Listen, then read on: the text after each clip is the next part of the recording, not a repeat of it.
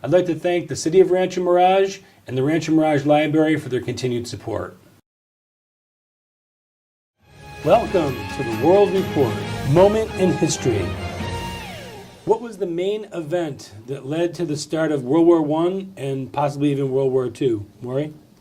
The main event was the assassination of the Archduke Francis Ferdinand, who was slated to be the successor to Emperor Franz Joseph.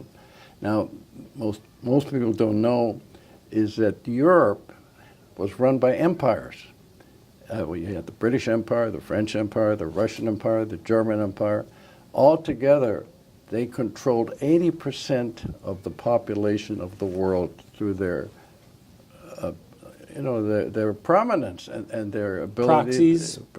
Well, the fact that they ran those countries. India was part of the British Empire. What's now Pakistan was part of the British Empire. You had the Russians, of course, had tremendous influence over Southeast Europe, especially Serbia. And what happened was that on June 28th, 1914, the organization called the Black Hand, which was a terror organization coming out of Serbia and Bosnia, Gavrilo Princip, and he killed. There was no reason for it, just the opportunity to show that he had the power to do that. And by doing that, of course, the Austrians were enraged and were ready to move into Serbia and Bosnia and take over and then make sure justice is being done.